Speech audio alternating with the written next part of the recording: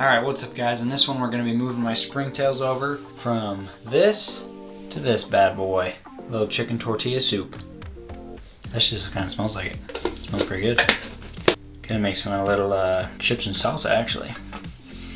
But anyway, we're going to be moving them from this smaller container over to this bigger container. So nothing real fancy, just something a little more light can get in. I can see a little bit better too. But first off, before we jump into moving any Springtails around, let's talk about what they actually are and what we use them for. There's actually about 8,000 different species of Springtails. They're found all over the world, from tropical environments even to the Antarctic. So different species survive in different environments. The species I have here are just small white bugs, so you can see them pretty easy.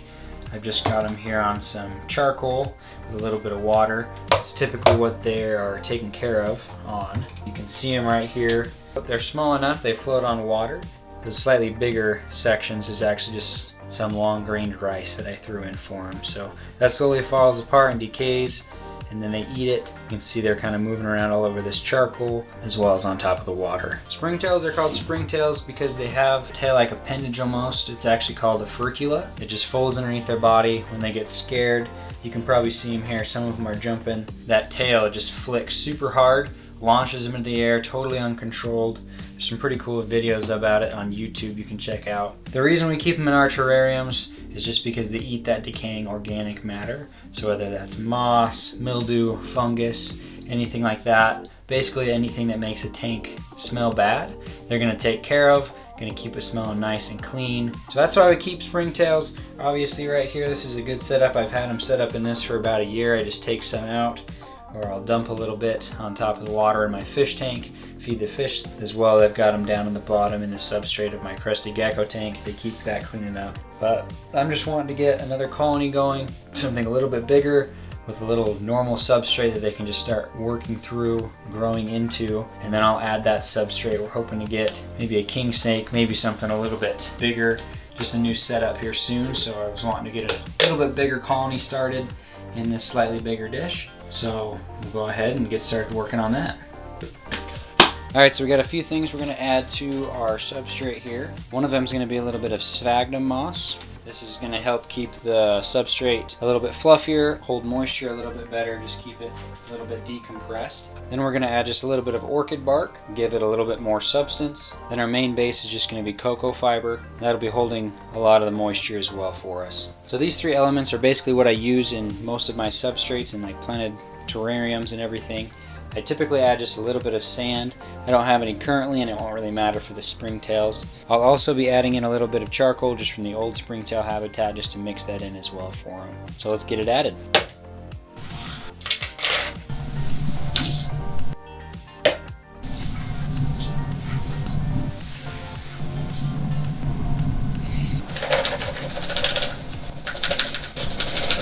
So I've got these dry ingredients put together here. I'm gonna go add a little bit of water to this.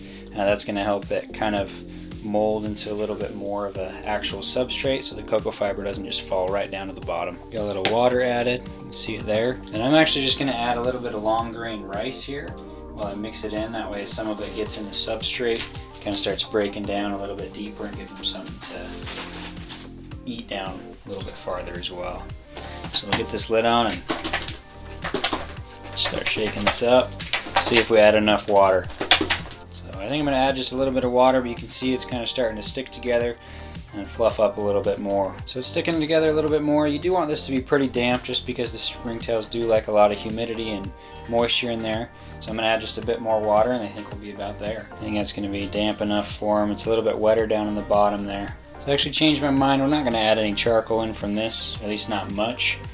Just because I want to keep this colony going as well. But what we will do is, if you can see here, get you a good view, you can see that they start pooling up on the water's edge there. So we're going to take that, just dump them in.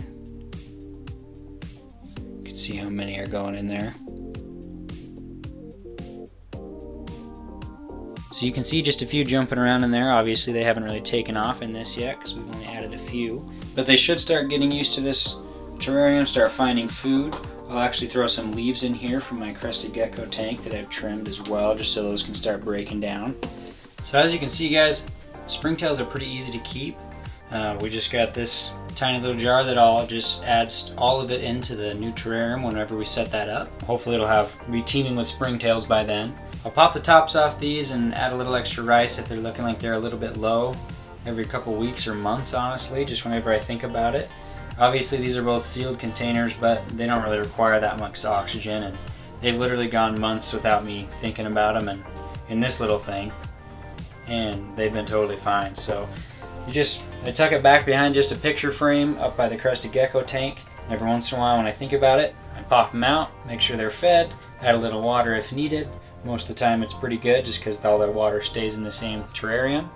And then put them back up there with a little bit more food and let them go for a few more weeks or months. And then I'm going to keep this colony going as well, just to have some as a backup if I ever need to make any more of these. So these little containers are super nice. A lot of places just sell like soup or salsa in them. I like saving them just for little projects like this, just because they're really nice to have and easy to use, and no one really cares about them. Just took this out of the pantry and I don't even think the wife will be mad. So we'll get this set up. You should see it in a couple weeks hopefully in another video, just going into another terrarium for something else. So if you want to see that next terrarium that we're setting up, make sure to hit that subscribe button. If you like this video, make sure to hit like. Thanks for watching.